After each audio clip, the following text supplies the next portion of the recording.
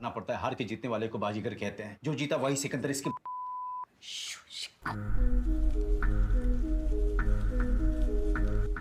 Family man के first season के and में हमने देखा था मिलिंद और जोया ओरियन केमिकल फैक्ट्री में थे, जहां पर टेररिस्ट ने गैस लीक किया होता है। और अब इसके आगे क्या हुआ, दिल्ली के लोग बच पाए कि नहीं उस जहरीली गैस से, और इसके आगे की स्टोरी क्या है, ये पूरा सस्पेंस आपको सीज़न 2 में मिलेगा, जो कि हम स्टार्ट करते हैं। ब्लैक एक्सप्लोरर मूवी एक्सप्लोर पेश करते हैं the family Man season 2 episode 1 actually. Actually meaning एक पर्सन को उसी के देश से निकाल देना। सो सीरीज स्टार्ट होती है हम श्रीलंका में कुछ तमिल एक्टिविस्ट को देखते हैं जो कि अपने आर्मी को ट्रेन कर रही होती है, और श्रीलंकन गवर्नमेंट इन सभी एक्सेल को सपोर्ट भी करते हैं। पर इनका प्लान तो अलग ही होता है, ये अपने मूवमेंट से श्रीलंका पे रूल करना चाहते हैं। पर इन सब एक्चुअली पर एक सडन अटैक होता है श्रीलंकन आर्मी का, जिसमें सारे लोग मारे जाते हैं, लेकिन भास्करन, दीपन और सुब्बू बच जाते हैं, जहाँ पर ये तीनों श्रीलंका छोड़कर भाग जाते हैं। इसके बाद हम हमारे फैमिली मैन श्रीकांत तिवारी को देखते हैं, जो कि स्पेशल एजेंट के टास्क छोड़कर मुंबई में एक आईटी कंपनी में जॉब कर रहा है, जहां उसका मैनेजर उसे डांटता है और कहता है कि समय बहुत इंपॉर्टेंट है, तुम्हें हर एक सेकंड की वैल्यू करनी चाहिए। इसके बाद छुट्टा ब्रेक में तिवारी अपने दोस्त से बातचीत करता है और उससे कहता है कि दिल्ली की उस केमिकल फैक्ट्री के इंसिडेंट के बाद भी कुछ भी तो नहीं बदला, वही टेररिस्ट, वही वॉर, वही गवर्नमेंट और वही रूल। जिस पर उसका दोस्त कहता है कि तुमने तो डिसाइड किया था तुम्हें 9 से 6 की जॉब चाहिए। वही हमारे इंडिया के प्राइम मिनिस्टर श्रीलंका के प्राइम मिनिस्टर से बात करती है, जिनका नाम मिस्टर रूपनतुंगा होता है, और एक्चुअल में इनकी बात नॉर्थर्न फोर्ट को लेकर हो रही होती है, जिसे चाइना श्रीलंका से लेने वाला है। इस बात पर प्राइम मिनिस्टर बासु को इंडिया को लेकर इंडियन ओशन पर चिंता है, क्योंकि अगर चाइना ने अपने पैर और गड़ाए तो हो सकता है कि इन्हें इंडियन ओशन से हाथ धोना पड़े, और ऐसा ना हो पाए। इसलिए prime minister Basu Sri Lanka government को ऑफर करती है वे लोग कम इंटरेस्ट में उनका पोर्ट बनाएंगे और साथ ही उनके लोगों को ट्रेन करेंगे और उन्हें दे देंगे। जिस पर श्रीलंका गवर्नमेंट का प्राइम मिनिस्टर रूपतुंगा कहता है, इसके साथ ही मुझे भास्करन का छोटा भाई सुब्बू चाहिए, जो कि फ़िलहाल चेन्नई में है, क्योंकि भास्करन तमिल लेज़र पार्टी का पीएम है, और वो लोग चाहते हैं कि वे लंदन से तमिल लेज़र जो कि श्रीलंका में है उन्हें ऑपरेट करना चाहते हैं। पर चाइना इंडिया के लिए मुसीबत ना बने, इसलिए बासु रूपतुंगा की बात मान जाती है। इसलिए पीएम बासु सुब्बू को पकड़ने का ऑर्डर देती है। जिसके बाद हम तिवारी को तलपड़े के साथ देखते हैं, जो कि कई दिनों के बाद एक दूसरे से मिले होते हैं। तलपड़े उसे कहता है कि वो वापस टास्क क्यों नहीं ज्वाइन कर लेता, जिस पर तिवारी उसे ना कह देता है, लेकिन फिर भी तिवारी को अपने पिछले काम टास्क को भुला नहीं पाता, इसलिए वो उससे जुड़े हुए हर एक काम पे नज़र रखता है। और इस बात पर तलपड़े उसके साथ मजाक भी करता है। तिवारी कहता है कि उसे अब दूसरे लोगों का बर्डन नहीं लेना, बस उसे अपनी फैमिली पे फोकस करना है और उनके साथ खुश रहना है। वहीं स्कूल में प्रिंसिपल तिवारी से हर तरफ के परफॉर्मेंस के लिए शिकायत करती है, क्योंकि वो भी हर एक बच्चे की तरह पबजी के पीछे पागल हो गया होता है। फिर रात में सभी लोग एक साथ डिनर के लिए बैठते हैं। अब तिवारी आम फैमिली मैन की तरह अपने परिवार से एक्सपेक्ट करता है कि जब भी वे लोग साथ में खाना खाने बैठे तो वो लोग एक दूसरे का हालचाल पूछें और सब खुशी खुशी रहें, लेकिन ऐसा कुछ भी नहीं होता। वहीं उसकी बीवी रुचि भी ढंग से बात नहीं करती, और वो श्रीकांत यानी तिवारी को एक काउंसलर से मिलने को कहती है। जिसके बाद तिवारी सिगरेट लेकर छत पे आता है और उस रात को याद करता है जहां दिल्ली में केमिकल फैक्ट्री से गैस लीक हो रही थी। जोया और मिलन घायल होते हैं, तभी एक एजेंट की मदद से श्रीकांत और तलपड़े को उनकी लोकेशन का पता लगता है, और यहाँ पे पूरी स्पेशल रेस्क्यू टीम आती है, जो कि किसी तरह इस गैस को लीक नहीं होने देते और इस इंसिडेंट को कंट्रोल कर लेते हैं। और एक खबर आग की तरह मीडिया में फैल गई, जिसके बाद इंडियन गवर्नमेंट और राष्ट्र के स्पेशल ऑफिसर मिस्टर कुलकर्णी, जो कि श्रीकांत के बॉस होते हैं, वे लोग ओराइन केमिकल के बॉस को बुलाते हैं, यानी सीईओ को बुलाते हैं, और उसे प्रेशराइज और ऑर्डर देते हैं कि वो मीडिया में कंपनी का फॉल्ट बता के इस बात को कवर करेगा, ना कि टेररिस्ट अटैक, क्योंकि अगर मीडिया में ये बात फैल गई तो इन सब की बदनामी हो जाएगी। और इसी तरह इस मामले को दबा दिया गया। वहीं श्रीकांत अपने बॉस कुलकर्णी से कहता है उसे करीम की मौत का गिल्ट है, लेकिन वे लोग किसी को भी सच नहीं बता सकते कि करीम गिल्टी था, वो कोई टेररिस्ट नहीं था। लेकिन सरकार और हालात के चलते ये बात सिर्फ इनके बीच ही रहती है, यहाँ तक कि करीम की फैमिली को भी लगता है कि वो एक टेररिस्ट था। इसीलिए श्रीकांत तिवारी इस गिल्ट की वजह से टास्क को क्वाइट कर देता है। इसलिए उसने एक आम फैमिली मैन की तरह 9 to 5 की जॉब स्टार्ट कर दी। वहीं पीएम बासु ने अपने सेक्रेटरी से कहकर सुब्बू को पकड़ने का ऑर्डर पास कर दिया है। तिवारी और तलपड़े मिलिंद के घर पहुंचते हैं, जो कि काफ़ी डिप्रेस होता है और उसे टास्क रिज्वाइन करने के लिए कहते हैं और वो उस केमिकल फैक्ट्री वाले हादसे से निकल नहीं पाया होता है, जहां पर तिवारी उसे मोटिवेट करता है और आराम से सोचकर टास्क ज्वाइन करने के लिए कहता है। वहीं तमिल टास्क फोर्स सुब्बू को पकड़ने आती है, जहां पर वो उसके आदमियों को कन्फर्म कर सुब्बू को पकड़ लेते हैं और इस टीम का हेड सुब्बू के पास अपने 2 आदमी छोड़कर नीचे आता है सरकार को ये बात बताने के लिए। लेकिन उस वक्त में सुब्बू उन दोनों आदमियों को मारकर गन लेकर भाग जाता है और टास्क की टीम से बचते हुए वो लॉज के रूम में पहुंचता है, जहां पर एक कपल होते हैं जो कि इलू कर रहे थे, लेकिन सुब्बू उन्हें गनपॉइंट पर हॉस्टेज बना देता है। इसलिए यहाँ पर तलपड़े आता है, जहाँ पर उसे ये सारी बात और हॉस्टेज वाली बात मालूम पड़ती है। वो उस हेड को कहता है कि एक निहत्थे आदमी ने इनकी टीम के बेस्ट प्रोफेशनल लोगों को अकेले ही मारकर कुछ लोगों को हॉस्टेज बना दिया। जहाँ तिवारी उसे कॉल करता है तो इसलिए तलपड़े उसे ये सारी बात बता देता है। इसलिए श्रीकांत तलपड़े को चिल्लम नाम बताता है, जहाँ पर तलपड़े अपने सीनियर्स को बताता है कि श्रीकांत उनकी मदद करना चाहता है। इसके बाद हम देखते हैं कि श्रीकांत ने चिल्लम को फ़ोन लगाया होता है और चिल्लम एक रिटायर ऑफिसर होता है जिसकी बहुत ऊपर तक पहुंच होती है। तिवारी कहता है तुम्हें सुब्बू के भाई भास्करन से बात करनी होगी, जिस पर चिल्लम ऐसे ही करता है। फिर चिल्लम भास्करन से बात करता है, जिसके बाद ये लोग फ़ोन पर ही भास्करन और सुब्बू की मीटिंग फिक्स करते हैं, जहां भास्करन सुब्बू को सरेंडर करने के लिए बोलता है। इसलिए ना चाहते हुए भी सुब्बू सरेंडर कर देता है। इसके बाद हम इसी एपिसोड के एंडिंग सीन को देखते हैं, जहां पर श्रीकांत तिवारी की बेटी धृति तिवारी को एक लड़का घर छोड़ने आया होता है और धृति को ड्रॉप करने के बाद वो लड़का एक दूसरे आदमी को मैसेज करके बोलता है कि उसने धृति को घर छोड़ दिया।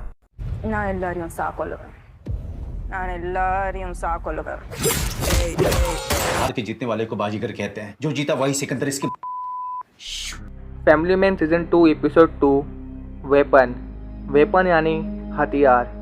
और ये हथियार क्या है और कौन होने वाला है ये तो हमें आगे मालूम पड़ेगा। So let's start the video. इस एपिसोड के स्टार्ट में हम साजिद को देखते हैं, जिसके पास उसका बंदा आता है और वो उससे कहता है कि उसने 10 मिनट के लिए सारे सीसीटीवी कैमरा को बंद कर दिया है। जिस पर सिग्नल मिलने पे ही समीर एक रेस्टोरेंट में आता है, जहाँ पर जनरल मिस्टर अंसारी होते हैं और समीर उनको कहता है कि अगर आपने धोखा नहीं दिया होता तो मिशन जुल्फिकार आज सक्सेस हो जाता, लेकिन आपके धोखा देने की वजह से वो प्लान फेल हो गया। पर फिर भी हमारा प्लान बी गैस लीक वाला सक्सेस हुआ, जिसे इंडियन गवर्नमेंट एक हादसा कहकर दबा दी। और समीर अंसारी को मिशन जुल्फिकार 2.2 के बारे में बताता है, जो कि इनका नया प्लान है। जिसके बाद समीर अंसारी से हैंडशेक करके वहाँ से चले जाता है। पर जैसे समीर जाता है तो अंसारी नोटिस करता है कि उसके हाथों से खून आ रहा है और देखते देखते पॉइजन की वजह से अंसारी की मौत हो जाती है, क्योंकि समीर के हाथ में जो रिंग होती है उसमें पॉइजन होता है। और हैंडशेक के वक्त समीर उस रिंग को अंसारी के हाथ में चुबा देता है। फिर हम चेन्नई में एक न्यू कैरेक्टर राजा लक्ष्मी उर्फ राजी को देखते हैं, जिसको उसका बॉस बुरी बुरी बातें बोलता है और गंदी हरकतें करता है। और जब रात में राजी बस से घर जा रही होती है तभी एक ठरकी आदमी आकर उसके प्राइवेट पार्ट को टच करता है, लेकिन राजी कुछ नहीं बोलती और अपने घर चली जाती है। नेक्स्ट मॉर्निंग तिवारी और सूची काउंसलर के पास जाते हैं, जहाँ काउंसलर उनसे कुछ पर्सनल सवाल पूछता है और साथ ही श्रीकांत से पूछता है कि वे लोग अपनी लाइफ में कितनी बार सेक्स करते हैं। अब ये तो लाजमी है कि ऐसे सवाल पूछने पर कोई भी आदमी गुस्सा हो जाता है, तो तिवारी भी गुस्सा हो जाता है। तब काउंसलर उसे समझाने के लिए कुछ कोर्स का सहारा लेता है, जिस पर तिवारी कहता है कि इससे अच्छे तो कोर्स गूगल से मिल जाएंगे। और गुस्से में खुद एक कोर्ट काउंसलर को सुनाता है और कहता है कि काउंसलर तेरी माँ का कहकर निकल जाता है। फिर हम समीर को देखते हैं, जो कि साजिद को उसका पासपोर्ट और एयरप्लेन का टिकट देता है और कहता है कि 6 घंटे बाद तुम्हारी फ्लाइट है इंडिया के लिए, तो तुम तुम्हारे मिशन में कामयाब होना। वहीं पीएम बासु का पीए साबित अपने ऑफिस में बैठा होता है, जहाँ पर उसे दीपक का कॉल आता है। दीपक कहता है कि मुझे मालूम है कि सुब्बू तुम्हारी कस्टडी में है, और साथ ही वो कहता है कि सुब्बू हमारे पार्टी का फॉरेन मिनिस्टर है। जिस पर संबित कहता है कि तुम्हारे पार्टी की सरकार टेक्निकली नहीं है। दीपक कहता है कि हमें यूएस और यूके का सपोर्ट है, इसलिए हमें सुब्बू ऑफिस चाहिए। जिस पर संबित कहता है कि सुब्बू ने हमारे इंडियन ऑफिसर्स को मारा और इस वजह से उसे गवर्नमेंट प्रोसेस से गुजरना होगा। दीपक कहता है कि मुझे पता चला है कि तुम लोग सुब्बू को श्रीलंका गवर्नमेंट को देने वाले हो। जिस पर संबित कहता है कि ऐसा कुछ नहीं है। फिर हम धृति देखते हैं, जो कि अपने बॉयफ्रेंड कल्याण से मिलती है, जहाँ पर इन दोनों को धृति की फ्रेंड महिमा देख लेती है। इसीलिए धृति उसे अपने बॉयफ्रेंड कल्याण से मिलाती है और कल्याण को महिमा से। फिर कल्याण धृति को लेकर एक अबेंडेड बिल्डिंग में आता है और ऐसा लगता है कि वो धृति को ऊपर से फेंकने वाला है, लेकिन वैसा करता नहीं। अब जहाँ इनके बीच गर्लफ्रेंड बॉयफ्रेंड की तरह बातें होती है, जिसके बाद ये दोनों एक दूसरे को किस करते हैं। इसके बाद ऑफिस में तिवारी को उसका मैनेजर डांटता है और कहता है कि तुम क्यों नहीं करते अपनी परफॉर्मेंस को अच्छी, और ना ही तुम अपने कलीग्स के साथ कुछ इंटरफेयर करते हो। इसलिए उसका मैनेजर उसे समझाते हुए कहता है कि डोंट बी अ मिनिमम गाय। फिर जब तिवारी ऑफिस के बाहर आता है तब उसे एक रिपोर्टर मिलता है जो कि उसे 1 साल पहले करीम के शूटआउट वाली वीडियो के लीक के बारे में पूछता है, जो कि सिर्फ 1 घंटे में इंटरनेट से गायब हो गई थी। जिस पर तिवारी कहता है कि मुझे कुछ नहीं मालूम, मैं एक आम आदमी हूँ जो कि एक IT कंपनी में काम करता हूँ। पर रिपोर्टर की ज़्यादा फोर्स करने की वजह से तिवारी उसके पास आता है और उसे धमकाता है और कहता है कि अपनी लिमिट मत क्रॉस कर, अगर दूसरी बार दिख गया तो तेरा मुंह तोड़ दूंगा। फिर नेक्स्ट सीन में हम मिलिंद को देखते हैं जो कि जोया से मिलने आया होता है और जोया से कहता है कि श्रीकांत सर और तलपड़े आए थे और वो उससे टास्क ज्वाइन करने के लिए कह रहे थे। जोया उसे कहती है कि तुम मेरी फिक्र मत करो और टास्क को ज्वाइन कर लो। वहीं श्रीकांत तिवारी अपने टास्क फोर्स के बॉस कुलकर्णी से मिलता है और उन्हें बताता है कि एक रिपोर्टर करीम के लीक हुई वीडियो के बारे में पूछ रहा था, जिस पर कुलकर्णी कहता है तुम चिंता मत करो, वीडियो सिर्फ 1 घंटे के लिए लीक हुई थी जिससे हमने डिलीट कर दिया। वहीं दूसरी ओर तमिल टास्क फोर्स सुब्बू को लेकर कोर्ट जारी होती है, जहां पर साजिद आता है और वो अपने मोबाइल से एक बटन दबाता है जिससे कि एक बॉम्ब ब्लास्ट होता है जिसमें सुब्बू के साथ कई लोगों की मौत हो जाती है। और ये बात उसके भाई भास्कर को मालूम पड़ती है, जिससे कि वो बहुत दुखी हो जाता है। फिर हम समीर को देखते हैं जो कि इस पूरे बॉम्ब ब्लास्ट वाले प्रैंक के पीछे का मास्टरमाइंड होता है। वहीं सुब्बू की मौत के बाद भास्कर टूट गया होता है और इसीलिए वो अपनी तमिल एक्सेल की प्राइम मिनिस्टर पोस्ट से इस्तीफा देकर न्यू प्राइम मिनिस्टर दीपन को बनाता है। वहीं PM बासु श्रीलंका के प्रेसिडेंट नॉट प्राइम मिनिस्टर रूपतुंगा के साथ एक मीटिंग रखवाने के लिए कहती है। फिर नेक्स्ट सीन में हम भास्कर को देखते हैं जहां पर समीर उसे मिलने आया होता है और सुब्बू की मौत के लिए अफसोस दिखाता है और कहता है कि इस वॉर में तुम्हें किसी भी चीज़ की जरूरत पड़ेगी तो मैं तुम्हारे साथ हमेशा हूँ। वही हम देखते हैं कि एक फोटोग्राफर इन दोनों की फ़ोटोज़ क्लिक करता है और ये फोटोग्राफर कौन है और इसने फ़ोटोज़ क्यों खींची, ये तो आपको एपिसोड 3 में मालूम पड़ेगा। इसीलिए जल्दी से चैनल को सब्सक्राइब करके बेल नोटिफिकेशन ऑल कर दो। फिर हम चेन्नई में एक न्यू कैरेक्टर सेल्वा को देखते हैं जिसे भास्कर को कॉल आता है और सेल्वा को कहता है कि तुम अपने आदमी लोग को जमा करो, मैं तुम्हारे लिए एक बंदे को भेज रहा हूँ जिसके साथ मिलकर तुम्हें एक बड़े मिशन को अंजाम देना है। इसके बाद सीन शिफ्ट होकर हमें राजी को दिखाते हैं जो कि एक बार फिर से घर जाने के लिए बस से सवारी करती है, जहाँ पर वो ठरकी आकर उसे वापस से मोलेस्ट करता है और एक बार फिर से राजी ना ही कुछ बोलती है और ना ही कुछ करती है। पर ये ठरकी आदमी यहीं तक नहीं रुकता, वो राजी का पीछा करता है और मौका देखकर राजी पर हमला करता है, जहाँ सडनली राजी उस आदमी को जमीन पर गिरा कर उसके फेस पे फाइट मार के उसके फेस का भरता बना के उसका मुंह फोड़ देती है। और घर पहुँच के वो TV में देखती है कि सुब्बू की मौत हो गई और भास्करन ने अपने PM के पोस्ट से इस्तीफा दे दिया।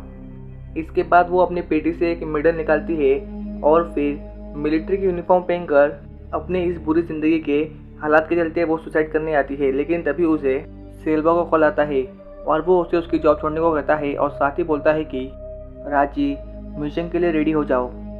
और इस पर राजी कहती है कि मैं उस ज़मीन के वेपन हूँ जिसने मुझे जन्म दिया और मैं तमिल देश के लिए कुछ भी करूँगी। और राजी की इसी जोश और प्रतिशोध के साथ ये एपिसोड खत्म होता है। अगले एपिसोड के लिए जुड़े रहिए और चैनल को सब्सक्राइब कीजिए। धन्यवाद। Family Man season 2 episode 3 angel of the death. अब कहानी फ्लैशबैक में आती है और हम कुछ साल पहले का नॉर्थन श्रीलंका देखते हैं, जहां पर राजी और सिल्वा श्रीलंका मिलिट्री पर हमला करते हैं और हम देखते हैं कि राजी एक बहुत ही खतरनाक तमिल एक्साइल मिलिटेंट है जो कि अपने दुश्मनों को बहुत बेरहमी से मारती है। इसके बाद कहानी प्रेजेंट में आती है जहां पर तिवारी फैमिली में सूची का बर्थडे होता है, इसीलिए पूरी तिवारी फैमिली बड़ी खुशी से सूची का बर्थडे सेलिब्रेट करते हैं।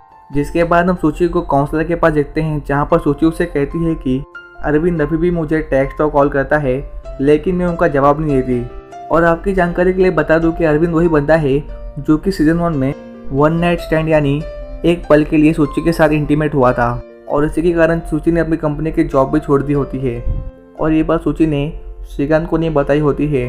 और इसी गिल्ट के कारण और इसी गिल्ट की वजह से सूची श्रीकांत के साथ क्वालिटी टाइम स्पेंड नहीं कर पा रही और ना ही घर पर उसका ध्यान है। वहीं PM बासु के PA संबित मिस्टर कुलकर्णी को एक फ़ोटो दिखाते हैं जिसके अंदर समीर और भास्कर होते हैं। संबित कुलकर्णी को बताता है कि ये दोनों मिलकर PM को मारने का प्लान बना रहे हैं जब PM बासु श्रीलंका के प्रेसिडेंट रूपातंगो को मिलेगी चेन्नई में। इसलिए वो कुलकर्णी को अपने बेस्ट एजेंट्स को भेजने बोलता है चेन्नई में ताकि वे लोग समीर और भास्करन के इस प्लान को नाकाम कर दें। फिर संबित पीएम बासु को भी बताता है कि समीर सुब्बू की मौत का फायदा उठाते हुए एक्सेल तमिल के कंधे पे गोली रख के चलाने वाला है और उनका टारगेट आप हो। लेकिन फिर भी पीएम बासु अपनी बात पर अड़ी रहती है और वो ना ही मीटिंग का प्लेस और ना ही मीटिंग का डेट चेंज करती है। फिर हम देखते हैं कि साजिद कल्याण को कॉल करता है और बोलता है कि फौरन उस लड़की से मिलना बंद कर दे। आज से ना ही तू बात करेगा और ना ही उससे मिलेगा, कम्प्लीटली कट ऑफ। इसीलिए कल्याण धृति को घर ड्रॉप कर देता है। वहीं ऑफिस में तल पड़े तिवारी को चन्नी वाले मिशन के बारे में बताता है और उसे वो तस्वीर दिखाता है जिसके अंदर भास्कर और समीर होते हैं और वो श्रीकांत को अपने साथ चन्नी मिशन पर चलने के लिए बोलता है, लेकिन श्रीकांत उसे मना करता है।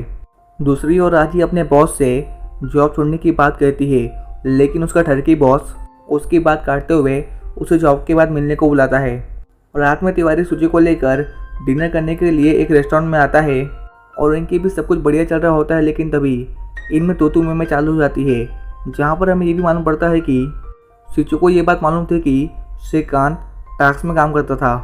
अब इनके बीच में तोतू में इतनी बढ़ जाती है कि सूची श्रीकांत से कुछ वक्त के लिए एक दूसरे से दूर रहने की बात बोलती है, जिस पर श्रीकांत चिढ़ जाता है और वो दोनों इतने गुस्सा हो जाते हैं कि रेस्टोरेंट में केक खाए बिना ही घर आ जाते हैं। नेक्स्ट डे ऑफिस में तिवारी का दिमाग खराब होता है, जहाँ पर उसका मैनेजर आकर उसे हर बार की तरह स्कोल्ड करता है। तिवारी उसे कहता हुआ है कि मेरा दिमाग खराब है, लेकिन उसका मैनेजर सुनता नहीं और उसे अपने साथ केबिन रूम में बुलाता है, जहाँ पर वो श्रीकांत को हर बार की तरह लेक्चर देने लगता है।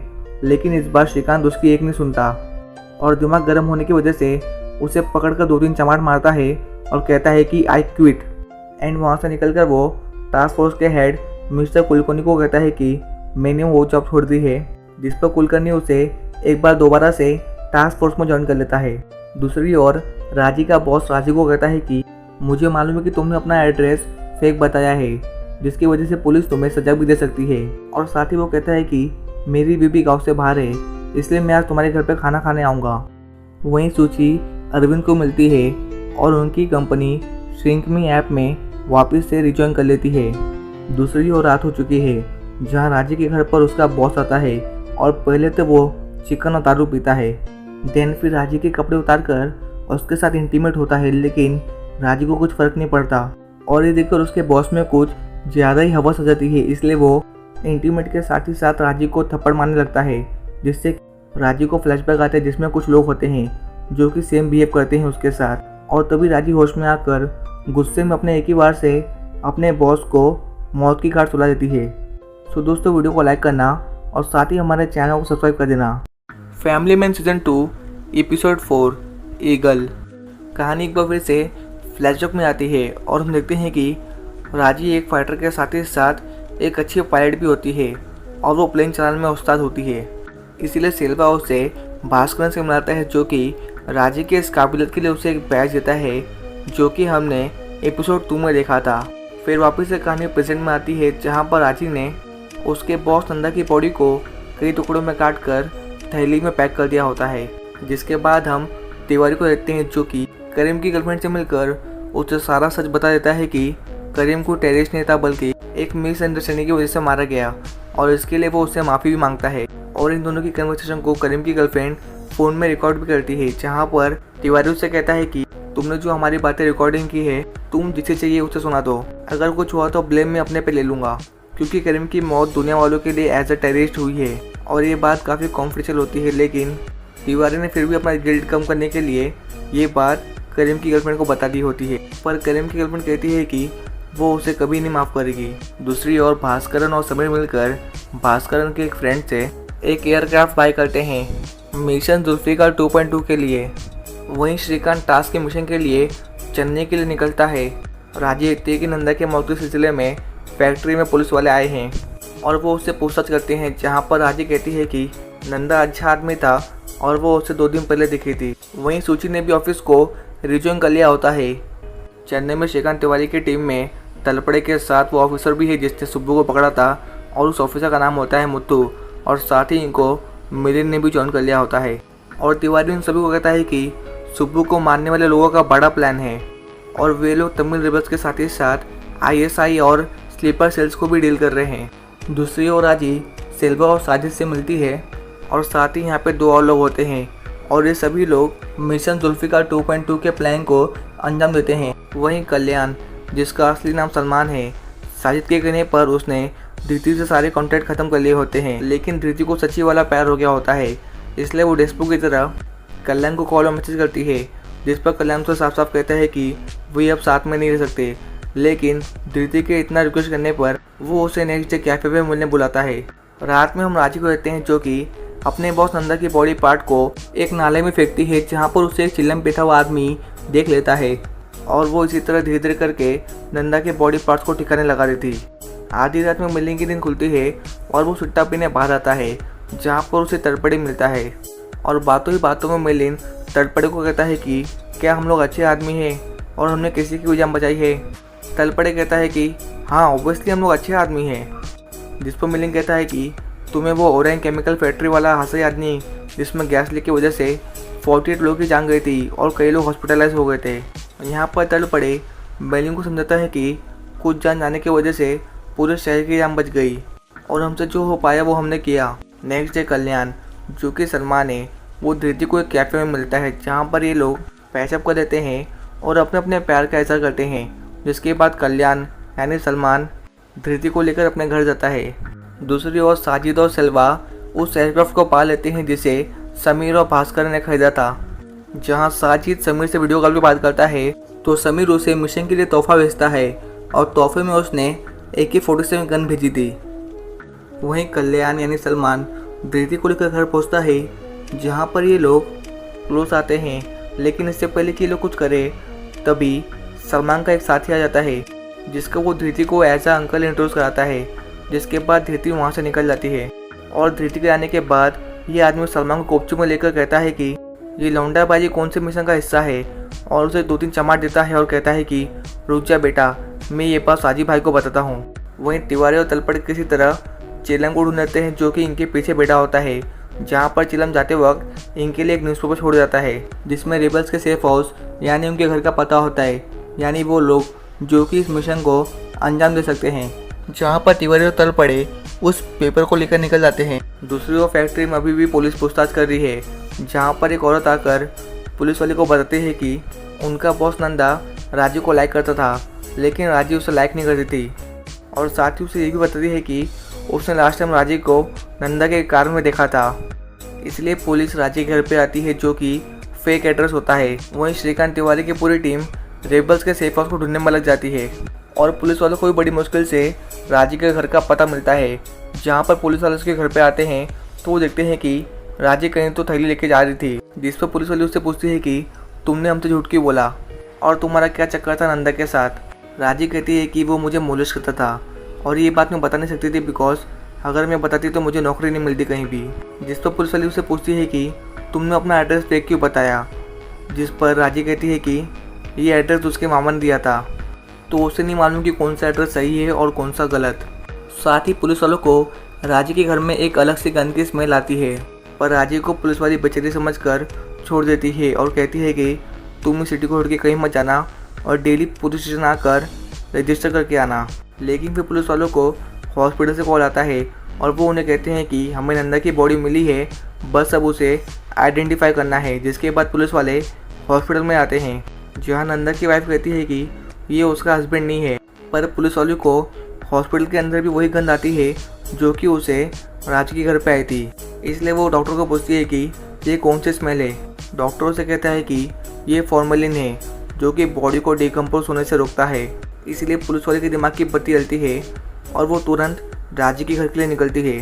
तो वहीं राजू भी अपना बुरी पिस्तौल लेकर इस जगह से भागी रही थी कि तभी वो श्रीकांत और तलपड़े से टकराती है, जहाँ पर वे दोनों उससे एक एड्रेस पूछते हैं जो कि राजू के घर का होता है। जिस पर राजू उन्हें उसके घर का एड्रेस बता देती है और वहाँ से चुपचाप निकल जाती है। जिसके बाद हम देखते हैं कि पुलिस वाले राजू के घर पे आ गए, जहाँ पर उन्हें नंदा के बॉडी पार्ट्स के साथ तिवारी और तलपड़े मिलते हैं और उन्हें एज अ क्रिमिनल समझकर पुलिस वाले गनपॉइंट पर लेते हैं। उन्हें लगता है कि इन्होंने नंदा को मारकर उसके बॉडी के टुकड़े कर दिए हैं और यहीं पर ये एपिसोड ख़त्म होता है। Family Man season 2 episode 5 home coming. जैसे इस एपिसोड का नाम है वैसे ही इस एपिसोड का काम है। लास्ट पार्ट में देखा था कि पुलिस वाले तिवारी और तलपड़े को नंदे का मर्डर समझकर गन पॉइंट पे लिए थे। और ये कहानी एपिसोड 4 की है। और साथ ही आपको डिस्क्रिप्शन बॉक्स में फैमिली मैन सीजन 2 का प्लेलिस्ट मिल जाएगा, जहाँ से आप सारे वीडियोस को देख सकते हो। तो खैर, पुलिस वाले तिवारी और तलपड़े को एज ए नंदा का खूनी समझकर जेल में बंद कर देते हैं, जहाँ ये दोनों उनसे बात करने की कोशिश करते हैं। लेकिन सबसे बड़ी प्रॉब्लम होती है लैंग्वेज। साउथ में सबको हिंदी आती नहीं और इंडिया में से हिंदी आती नहीं। ये लोग इंग्लिश में बात करने की ट्राई करते हैं और ये उन्हें बताते हैं कि ये लोग एक स्पेशल फोर्स टास्क के एजेंट हैं।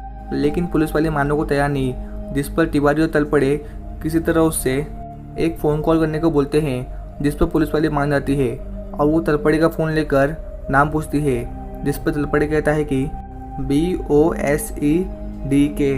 अब बॉस डी के सुनने के बाद पुलिस वाले का दिमाग गर्म हो जाता है और वह फ़ोन भी नहीं करती और साथ ही तलपड़े का फ़ोन पानी में फेंक देती है। फिर कुछ देर बाद तिवारी और तलपड़े में आर्ग्यूमेंट हो जाती है, इसलिए पुलिस वाले तलपड़े को दूसरे सेल में शिफ्ट करती है। दूसरी ओर साजिद और सिल्वा प्लेन से कैसे बॉम्ब ब्लास्ट करेंगे उसकी प्लानिंग करते हैं, जहां पर राजी आती है और वो उन्हें कहती है कि उसके पीछे पुलिस लगी थी, लेकिन वे उन लोग को बेवकूफ़ बनाकर बिना किसी को मालूम पड़े यहाँ पर आ गई।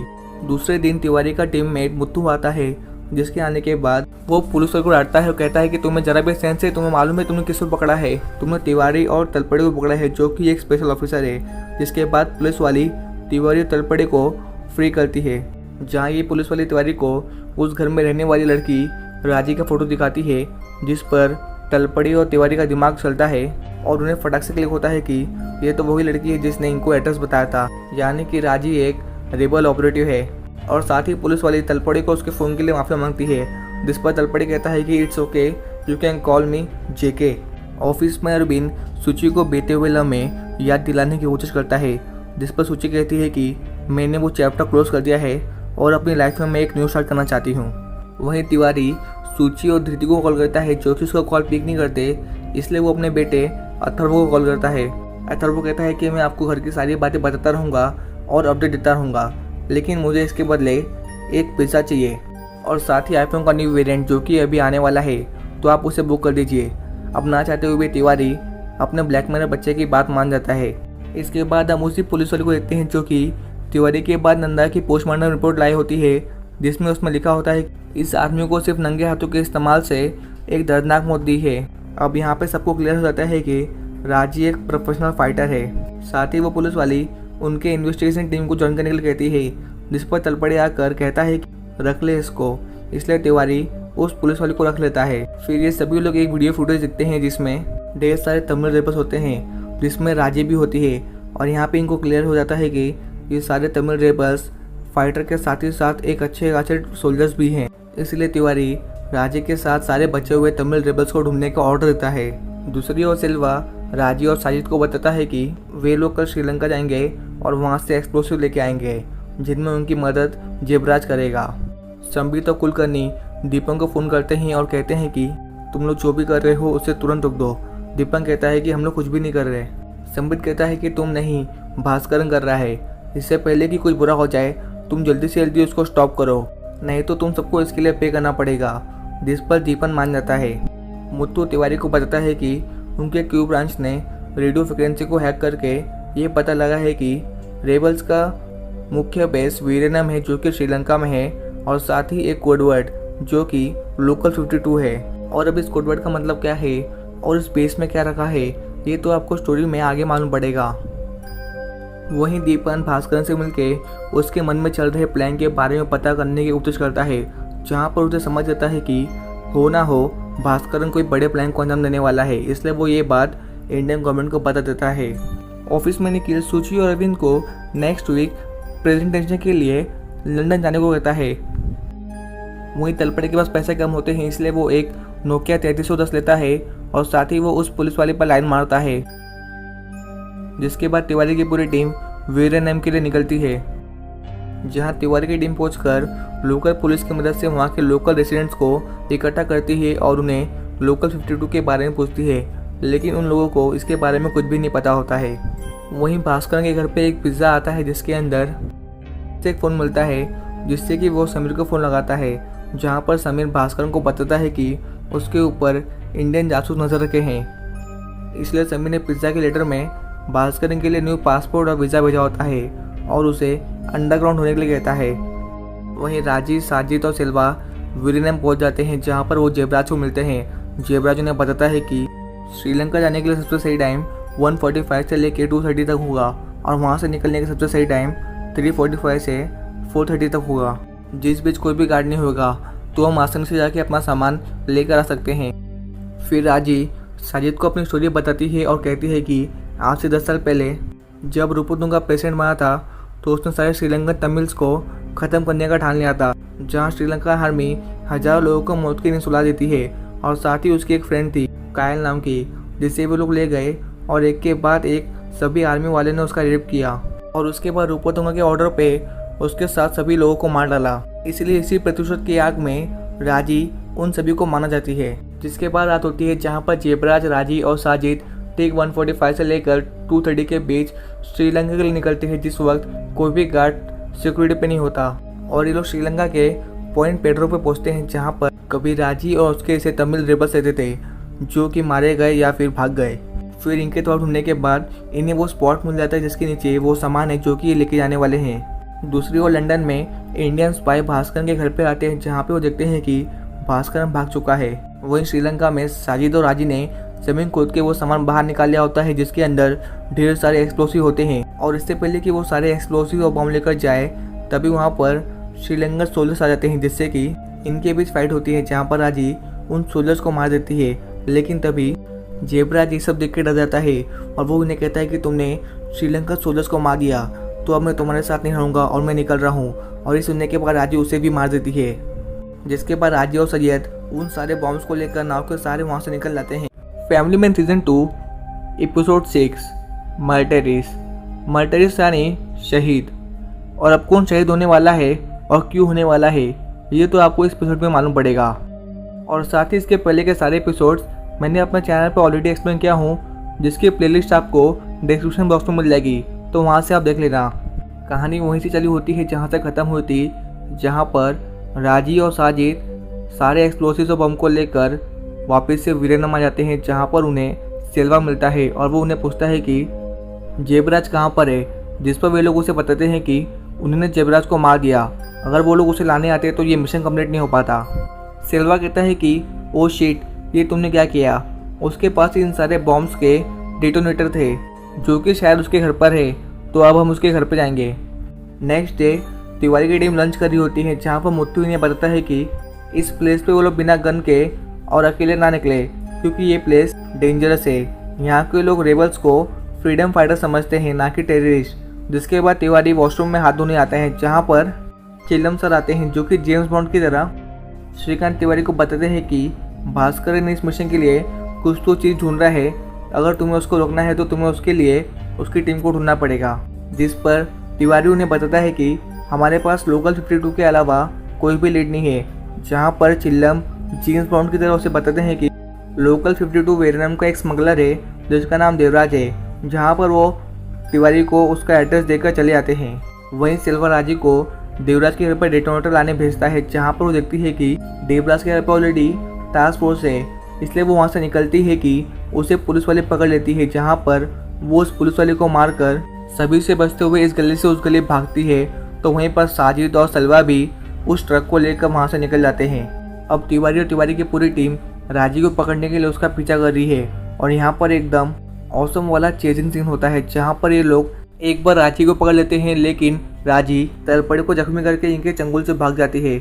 लेकिन एक बार फिर से पुलिस वाली फिशिंग नेट की मदद से राजी को पकड़ लेती है और जहाँ पर ये सभी लोग फाइनली राजी को पकड़ लेते हैं और उसे पुलिस स्टेशन लेकर आते हैं। और हाँ, इस पुलिस वाली का नाम है उमेयल।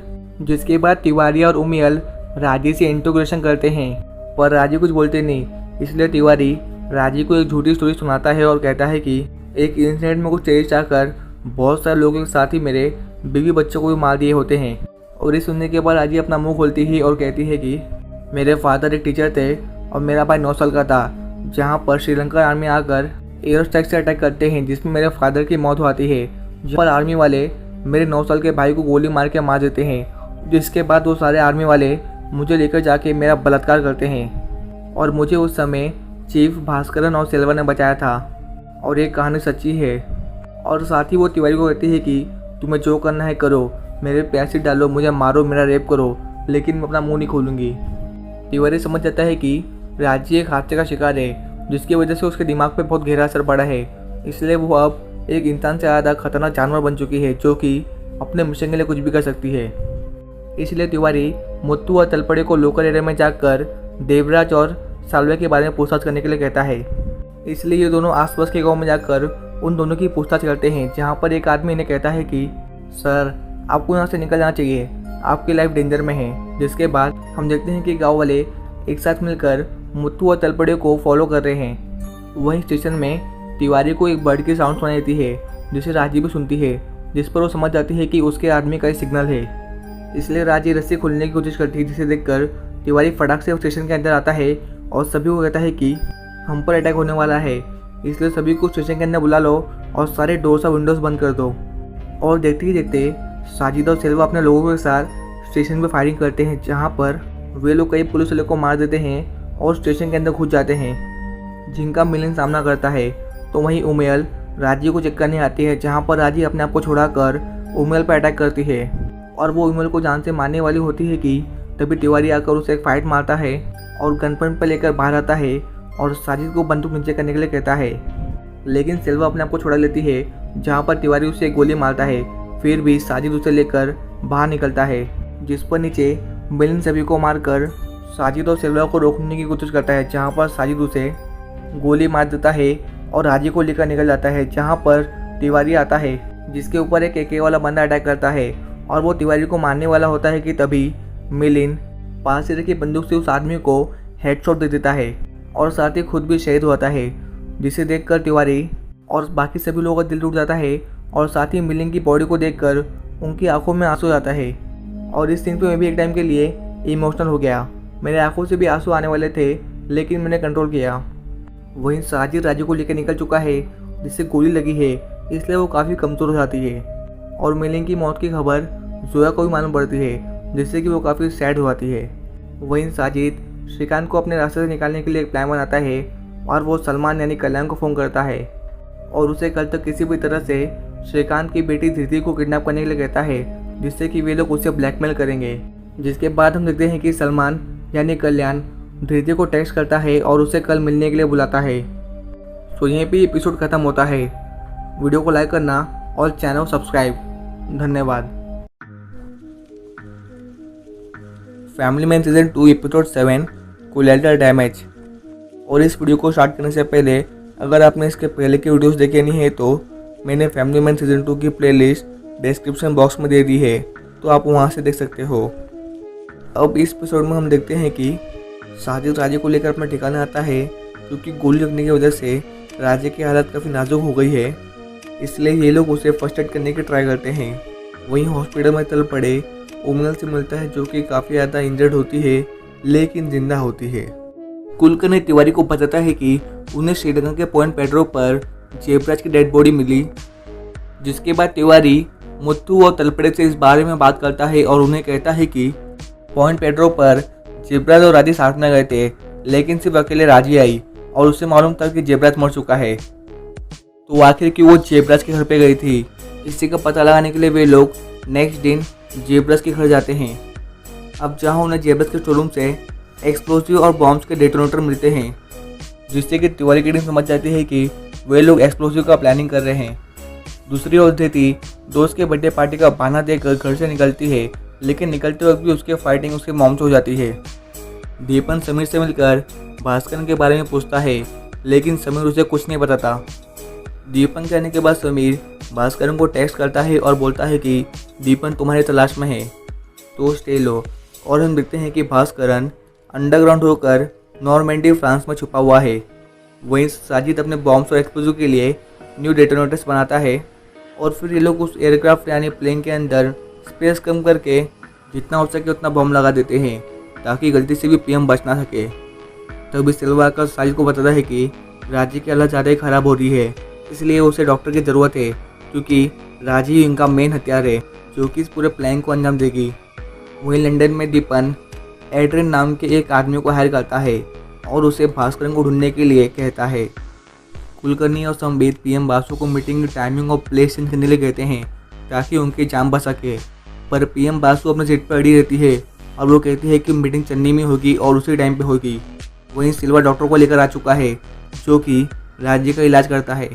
सूची काउंसलर को मिलती है और उससे अपनी परेशानी बताती है और वो कहती है कि मैं सोच रही हूँ कि श्रीकांत को सारा सच बता दूँ, जिस पर काउंसलर कहता है कि सुचित्रा ऐसा मत करना, क्योंकि अगर तुमने उसे सच बताया ना तो तुम अपनी शादी को खो दोगी, and it's my personal experience.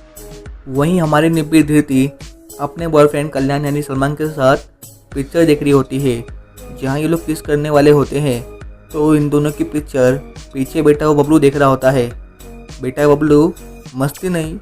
Movie के बाद सलमान अपना प्लान इम्प्लीमेंट करता है। वो अपनी भोली सी सूरत दिखाकर हमारी प्यारी निब्बी धृति को अपने घर पे बुलाता है ताकि वे लोग साथ में इलू इलू कर सकें, और हमारी भोली निब्बी इसकी बातों में आकर इसकी बात मान लेती है, जहाँ पर वो ये बात अपनी दोस्त महिमा को बताती है और फिर वो अपनी मॉम को कॉल करती है और उन्हें कहती है कि आज होमवर्क ज़्यादा मिला है इसलिए मैं घर लेट से आऊँगी। वाह निब्बी वाह, वैसे आपने भी कभी कुछ ऐसा किया ही होगा कि अपने गर्लफ्रेंड या बॉयफ्रेंड से मिलने के लिए आप घर पे कुछ अलग एक्सक्यूज़ देकर उनसे मिलने गए होंगे। अगर आप भी अपने घर पे कुछ ऐसी रीज़न देते थे या इससे अलग भी तो कमेंट करके बेझिझक बता दो, बिकॉज नो वन विल जज यू।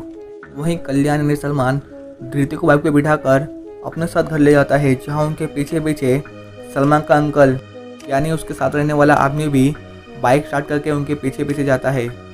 दूसरी ओर तिवारी की पूरी टीम मिलिंग का फेवरेट गाना लगाकर उसे एक ट्रिब्यूट देते हैं और उसके नाम पे एक जाम पीते हैं। वहीं राजे की भी हालत ठीक हो चुकी है।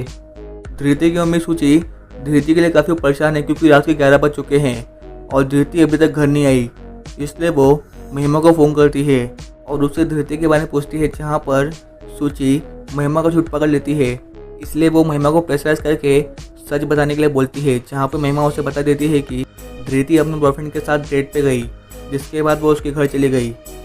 सूची महिमा से धृति के बॉयफ्रेंड के बारे में पूछती है, उसका नाम, नंबर, एड्रेस, जिस पर महिमा उसे सिवाय उसके नाम कल्याण के अलावा कुछ नहीं बता पाती। अब अपनी बेटी के लिए परेशान सूची ये बात तिवारी को फ़ोन करके बताती है, जहाँ पर तिवारी उसका फ़ोन कट कर देता है। इसलिए सूची अरविंद को कॉल करके बुलाती है, जिसके बाद अरविंद तिवारी को फ़ोन करता है और सूची से बात करवाता है, जहाँ पर सूची ये सारी बात श्रीकांत तिवारी को बता देती है। और अब तिवारी भी अपनी बेटी के लिए चिंतित हो जाता है, जहाँ पर वो अपने एक साइबर क्राइम के दोस्त को फ़ोन लगाकर ये सारी बात बताता है और उसे धृति के फ़ोन को ट्रैक करने के लिए कहता है। वहीं साजिद, राजी और बाकी सभी लोगों को बाइक कहकर मुंबई में एक अधूरे काम को पूरा करने के लिए निकलता है। तिवारी का साइबर क्राइम वाला दोस्त उसे बताता है कि उन्होंने धृति का फ़ोन ट्रैक कर लिया और फ़ोन उन्हें एक लोकल ट्रेन में मिला। अब यहाँ पर ये सारी बात जानने के बाद श्रीकांत तिवारी समझ जाता है कि उसकी बेटी किडनैप हो चुकी है, इसलिए वो अपने कपड़े पैक करके तुरंत मुंबई के लिए निकलता है। और एंड में हम सलमान को देखते हैं, जिसने धृति को किडनैप कर लिया है और उसके हाथ पर उसने बेड से बांध रखा है। और यहीं पे ये एपिसोड ख़त्म होता है। अभी तक इस वीडियो को देखने के लिए आप सभी को मेरा धन्यवाद। Family Man season 2 episode 7 vendetta. Vendetta यानी प्रतिशोध, एक बदला जो कि दो लोगों के बीच में कई समय से है। अब कौन किसे प्रतिशोध लेता है? तिवारी अपनी बेटी को बचा पाएगा या फिर साजिद अपने मिशन में कामयाब हो जाएगा? चलिए देखते हैं। हम देखते हैं कि धृति को होश आ चुका है और वो अपने आप को बांधा हुआ पाती है, इसलिए वो हेल्प की पुकार लगाती है, जहाँ पर कल्याण यानी सलमान आता है और उसे कहता है कि चिल्लाने का कोई फ़ायदा नहीं, यहाँ पर तुम्हें कोई नहीं सुन सकता। धृति उसे बैक करती है कि उसे छोड़ दे, जहाँ पर सलमान उसे बताता है कि ये सब कुछ तुम्हारे बाप श्रीकांत तिवारी की वजह से हो रहा है। तुम्हारा बाप आए दिन हमारे भाइयों को गोली से मारता है। जिस पर धृति कहती है कि no, he is a normal guy and he works in IT company. Kalyan उसे बताता है कि उसका बाप कोई IT कंपनी में काम नहीं करता, वो तो एक एजेंट है जो कि NIC यानी टास्क के लिए काम करता है और मेरे भाइयों को आए दिन गोलियों से मारता है। अब ये सब सुनने के बाद धृति शॉक हो जाती है। वहीं मुंबई में श्रीकांत तिवारी अपने फैमिली के पास पहुंच जाता है। मुत्तू और तड़पड़े एक फुटेज देखते हैं जिसमें राजी और भास्करन एयरक्राफ्ट के साथ होते हैं, जिससे इन्हें पता चलता है कि राजी एक प्रोफेशनल पायलट है और ये लोग डेफिनेटली बम को एयरक्राफ्ट में रखकर उससे अटैक करने वाले हैं, जिसे कामेकाजी स्टाइल अटैक कहते हैं। और ये बात तलपड़े तिवारी को बताता है, जिसके बाद तिवारी धृति के स्कूल जाता है और उसके फ्रेंड से पूछताछ करता है, जहाँ पर उसे महिमा से पता चलता है कि धृति और कल्याण ये दोनों मूवी देखने इन्फिनिटी मॉल में गए थे और कल्याण से वो सिर्फ 2 बार मिली, जहाँ पर वो उसके साथ फोटो खिंचाने की भी ट्राई की, लेकिन कल्याण ने मना कर दिया। और साथ ही कल्याण अपने पास एक कीपैड वाला फ़ोन रखता है और साथ ही ये भी बताती है कि धृति कल्याण को इंस्टाग्राम पे मिली। ये सारी बात जानने के बाद श्रीकांत तिवारी समझ जाता है कि हो ना हो कल्याण ज़रूर एक टेररिस्ट है, इसलिए वो अपने साइबर फ्रेंड के साथ इन्फिनिटी मॉल जाता है और वहाँ के सीसीटीवी फुटेज में कल्याण और धृति को देखता है, जहाँ पर उसे कल्याण का फेस भी दिखता है, जिसके साथ ही उसे कल्याण के साथ रहने वाले उस आदमी की फुटेज भी दिखती है, जिससे वो कैमरे में कैप्चर कर लेता है। वहीं कल्याण और कल्याण के साथ रहने वाला आदमी धृति को मारकर उसकी रिकॉर्डिंग करते हैं, जिसमें वो बोलते हैं कि श्रीकांत तिवारी जैसा कहा जा रहा है वैसा कर। दूसरी ओर तलपड़ी और मुत्तू एविएशन स्कूल में आते हैं, जहाँ पर उन्हें सिल्वा का आदमी मिलता है, जो कि उन्हें वो सर्च के लिए मना करता है, जिस पर मुत्तू और तलपड़ी उसे कहते भी हैं कि वो लोग एजेंट है और ये देश का मामला है, देश का सवाल है। जिस पर वो आदमी मुत्तू और तलपड़ी को वारंट लाने के लिए कहता है और इस बात पर मुत्तू और तलपड़ी को उस पर डाउट होता है, इसलिए वे लोग उसे कहते हैं कि जब तक वारंट नहीं आता तब तक हम लोग यहीं रहेंगे। ये सारी बात सिल्वा, राजी और उसके आदमी एक रूम से सुन रहे होते हैं। वहीं वो वीडियो भी सूची और श्रीकांत को मिलती है, जिसमें वो लोग धृति को मारे हैं और तिवारी को जैसा कहा गया वैसा करने के लिए कहते हैं। इसके कुछ देर बाद साजिद तिवारी को फ़ोन करता है और कहता है कि अगर अपनी बेटी को जिंदा देखना चाहता है तो तू और तेरी टीम मेरे रास्ते से हट जाओ। जहाँ पर तिवारी उसे अपनी बेटी से बात करवाने के लिए कहता है, जिस पर साजिद मान जाता है। वहीं रात हो चुकी है। मुत्तू और तलपड़े प्लान बनाते हैं, जिसमें मुत्तू उस आदमी को अपने बातों में कन्विंस करता है, तो वहीं पर तलपड़े चुपके से उस प्लेन के पास जाता है, जहाँ पर वो देखता है कि उस प्लेन के अंदर भर भर के बॉम्ब्स लगे हुए थे। और इससे पहले कि ये बात वो अपनी टीम को बताए, राजी, सलवे और बाकी सभी लोग इन पर शूटिंग करते हैं, जिससे मुत्तू तो फेंस क्रॉस करके दूसरी ओर पहुंच जाता है, लेकिन तलपड़े वहीं पे फंस जाता है। दूसरी ओर रात के 8:15 हो चुके हैं, जहां पर साजिद कल्याण से तिवारी को फ़ोन करवाता है और श्रीकांत तिवारी अपनी बेटी धृति से बात करता है और उसे कहता है कि बेटा डरो मत, मैं तुम्हारे साथ हूँ। और साथ ही उसे कहता है कि तुम और कल्याण अगर सच्चा वाला प्यार करते थे तो कल्याण बेटा ऐसा होने मत दो। मुझे मालूम है कि तुम्हारे अंदर अभी भी कहीं ना कहीं वो इंसानियत बची हुई है, तो मेरी बेटी को बचा लो। क्योंकि फ़ोन स्पीकर पे होता है और ये सारी बात कल्याण, धृति और वो आदमी सुन रहे होते हैं, जहाँ पर तिवारी साथ ही कहता है कि बेटा धृति, तुम प्यार पे भरोसा करो, प्यार बहुत स्ट्रांग होता है, वो किसी को भी कमज़ोर कर सकता है और किसी को भी हरा सकता है। प्यार बहुत ही पावरफुल चीज़ है। ये सारे वर्ड्स आप याद रखना, क्योंकि ये एक टाइप का कोड वर्ड होता है जो कि श्रीकांत ने अपनी बेटी को कहा होता है। वहीं मौका देखकर तलपड़े भी भागने की कोशिश करता है, जहाँ पर राजी उसे शूट करती है और गोली तलपड़े को लगती है, लेकिन तलपड़े फाइनली फेंस को क्रॉस करने में कामयाब हो जाता है और गंभीर हालत में चलते हुए एक रोड के किनारे आकर बेहोश हो जाता है। साजिद कल्याण और उस आदमी जिसका नाम सैयद होता है उसे फ़ोन करके कहता है कि कैमरा रेडी रखो, ताकि उसकी बेटी को मारने के बाद उसकी चिट्ठी हम रिकॉर्ड कर पाए और ऐसा वीडियो बनाएंगे जिसे देखकर श्रीकांत तिवारी खुदकुशी कर ले। और साथ ही वो सैयद को एक नाका पे मिलने बुलाता है।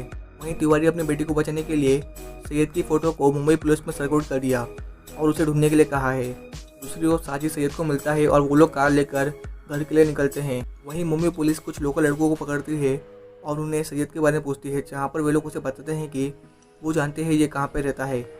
घर में कल्याण धृति के पास आता है, जहाँ पर धृति उसे कहती है कि वो उसे बचा ले, क्योंकि वो मर नहीं जाती। डैड सही कह रहे थे, अगर तुमने मुझे कभी भी प्यार किया होगा तो तुम मुझे बचाओगे।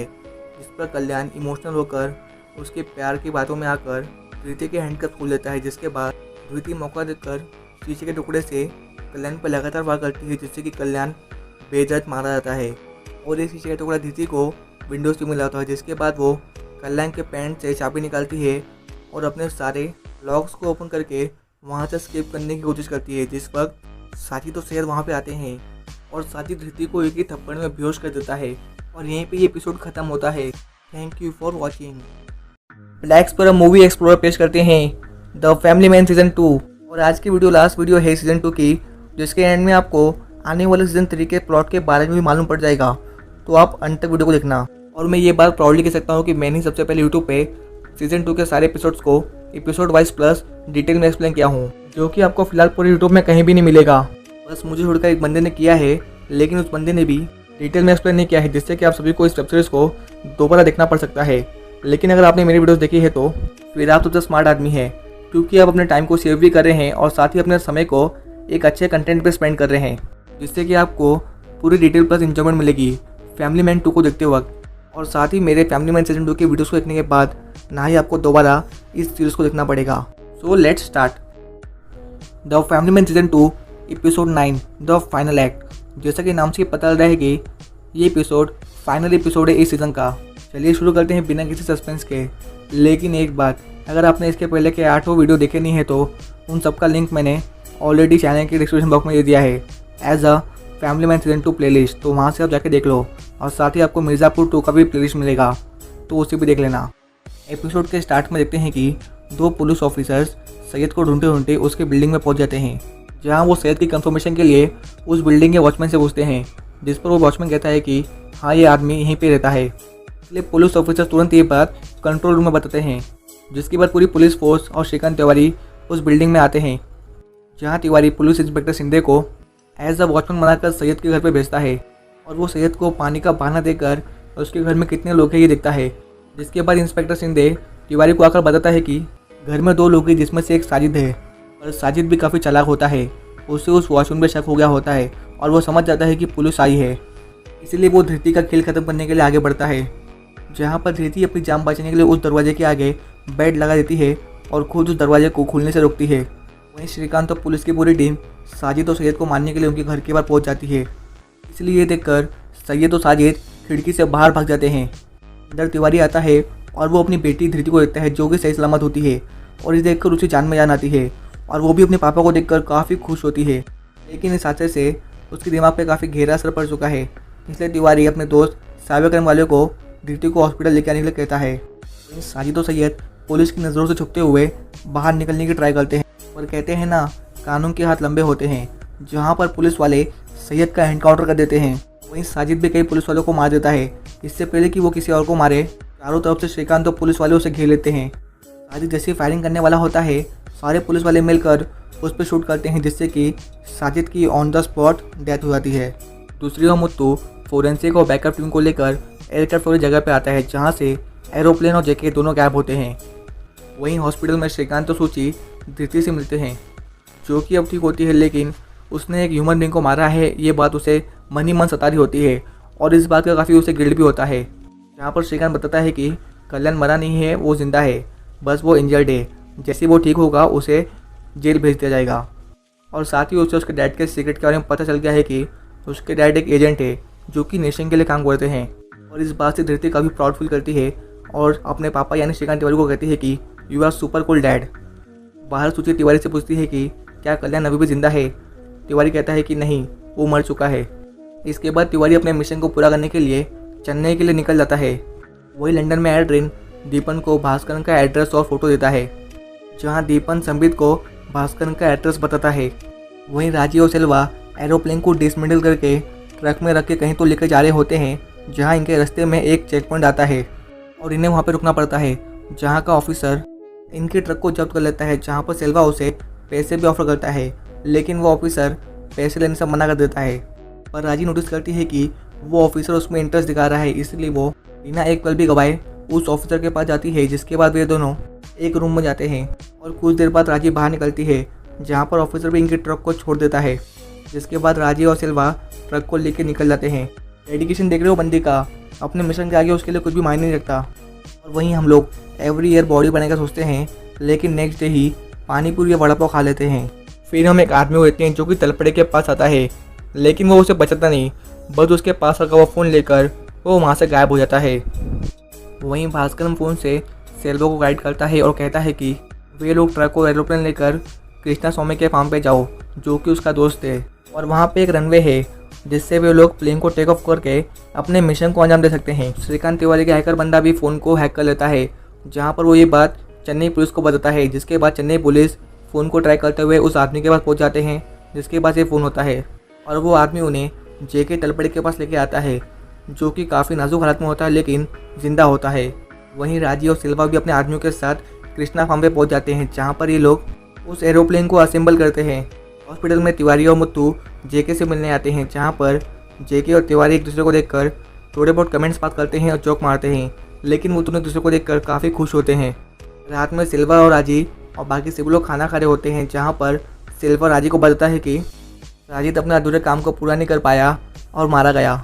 नेक्स्ट डे फ्रांस की पुलिस और दीपन भास्करन को पकड़ लेते हैं, जहां पर दीपन भास्करन से मिशन के बारे में पूछता है, लेकिन भास्करन उसे बताता नहीं और अपने पास रखी हुई गोली खा लेता है, जिससे कि वो मर जाता है और उसके मुंह से छाग आता है और वो घड़ी आ जाती है जिसका सभी को इंतज़ार होता है। पीएम बासु और प्रेसिडेंट रूपतंगा की मीटिंग गार्ड है। चारों तरफ कड़क सिक्योरिटी है, लेकिन फिर भी कोई रिस्क नहीं ले सकते।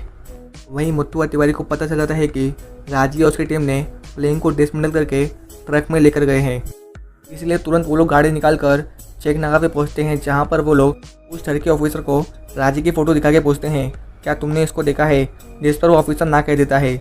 जिसके बाद तिवारी और मुत्तू बाहर आकर पान वाले से पूछते हैं, जिस पर पान वाला उन्हें बता देता है कि ये लड़की उसने एक दिन पहले देखी थी। तो ऑन द स्पॉट तिवारी उस ऑफिसर के पास जाकर उसे 2-3 थप्पड़ लगाता है और वापस से राजी और उसके ट्रक के बारे में पूछता है, जहां इस बार वो ऑफिसर राजी के ट्रक की डिटेल दे देता है। पर अभी भी इन्हें एग्जैक्ट लोकेशन पता नहीं होती कि राजी, सिल्वा और वो एरोप्लेन कहाँ पर हो सकते हैं। इसलिए ऐसे टाइम पर श्रीकांत तिवारी अपने जेम्स बॉन्ड यानी चेल्लम को फ़ोन करता है और उन्हें सारी सिचुएशन और प्लेस बता देता है कि राजी का लास्ट लोकेशन बेंगलोर का चेक पॉइंट था और उसका टारगेट पीएम का वेन्यू प्लेस है, जिस पर चिलम सर उसे बताते हैं कि रेबल्स को प्लेन चलाने के लिए किसी एयर स्ट्रिप की जरूरत नहीं पड़ती, वो लोग कहीं से भी प्लेन चला सकते हैं। जिसके बाद चिल्लम उसे बताते हैं कि भास्करन के एक क्लोज फ्रेंड कृष्णा स्वामी का एक फार्म है जिसका नाम कीचा फार्म से, हो ना हो ज़रूर वो लोग वहीं पर होंगे। इसलिए श्रीकांत तिवारी अपनी टीम और बैकअप टीम के साथ तुरंत कीचा फार्म्स के लिए निकल जाता है। दूसरी ओर राजी, सिल्वा और बाकी सभी लोग रेडी होते हैं अपने मिशन को अंजाम देने के लिए। वहीं पीएम बासु की मीटिंग का समय भी आ चुका है, लेकिन एन वक्त पर श्रीकांत अपनी टीम के साथ फार्म पे पहुंच चुका है, जहां पर श्रीकांत तिवारी की टीम और सिल्वा, राजी और उनके आदमियों के बीच गन फायरिंग की फाइट होती है, जो कि लगभग 8 मिनट्स की एकदम रियलिस्टिक फाइट है, जिसमें तिवारी सिल्वा को मार देता है और उसकी टीम बाकी लोगों को। जहाँ राजी उनसे भागते हुए प्लेन स्टार्ट करती है और इससे पहले कि वो प्लेन को टेक ऑफ कर ले, श्रीकांत और मुत्तू उसका गाड़ी से पीछा करते हैं और उसके प्लेन पर फायरिंग करते हैं, जिससे कि राजी के प्लेन में काला धुआं आने लगता है। लेकिन राजी रुकती नहीं और वो प्लेन को टेक ऑफ कर लेती है और ऐसा लगता है कि श्रीकांत हार गया। लेकिन तभी आसमान में राजी का प्लेन अचानक से एकदम ब्लास्ट हो जाता है, जिसमें राजी भी मर जाती है। वहीं दूसरी ओर पीएम बासु और प्रेसिडेंट रूपतुंगा की सक्सेसफुल मीटिंग हो जाती है, जिसके बाद हम देखते हैं कि पीएम बासु शहीद मिलिंद, जेके तरपड़े, श्रीकांत तिवारी, मुत्तू और उनके 7 हाइकर को पुरस्कार देती है और साथ ही रिवॉर्ड, जहां इन सभी की एक अच्छी सी फोटो भी खींची जाती है। जिसके बाद इन सभी से इनका मेडल्स ले लिया आता है, एक्सेप्ट मिलिंद, क्योंकि ये सभी खुफिया एजेंट्स होते हैं जिनका मेडल इनको आफ्टर रिटायरमेंट मिलेगा। और ये सारी बात तिवारी घर पर अपनी बेटी धृति और अपनी वाइफ सूची को बता रहा होता है, क्योंकि ये बात श्रीकांत तिवारी के लिए काफ़ी प्राउड वाली बात होती है। पर जैसे ही उसका बेटा आता है, ये सभी टॉपिक चेंज कर देते हैं, क्योंकि उसके बेटे को अभी तक मालूम नहीं कि उसका डैडी एक एजेंट है, इसलिए ये लोग उससे इस राज को राज़ी रखते हैं। जिसके बाद हम किचन में सूची और तिवारी को देखते हैं, जो कि साथ में होते हैं, जहाँ पर सूची बड़ी हिम्मत से तिवारी को कहती है कि मैं तुम्हें कुछ बताना चाहती हूँ, और यहीं पे ये सीज़न ख़त्म होता है। लेकिन वेट, हमें इसके एंड में सीज़न 3 के स्टोरी का हिंट दे दिया जाता है, जहाँ पर इंडिया में चारों तरफ कोरोना वायरस फैल चुका है, जिससे कि पूरे इंडिया में लॉकडाउन लगा दिया गया है और साथ ही इंडिया के पूरे वर्ल्ड में कोरोना वायरस काफ़ी तेज़ी से फैल चुका है। जिसके बाद हम एक चाइनीज़ को देखते हैं, जो कि किसी एनोनिमस पर्सन से बात कर रहा होता है, जहाँ पर ये लोग किसी प्रोजेक्ट के बारे में बात करते हैं जिसका नाम प्रोजेक्ट गुआनयू है। और अब ये प्रोजेक्ट गुआनयू क्या है और आखिर मकसद क्या है इस प्रोजेक्ट का, और एंड में हमें इस चाइनीज़ पर्सन को क्यों दिखाया गया है, इन सभी सवालों का जवाब मुझे और आपको सीज़न 3 में मिलेगा, जिसका हम सभी को बेसब्री से इंतज़ार होगा। अभी तक सपोर्ट और प्यार के लिए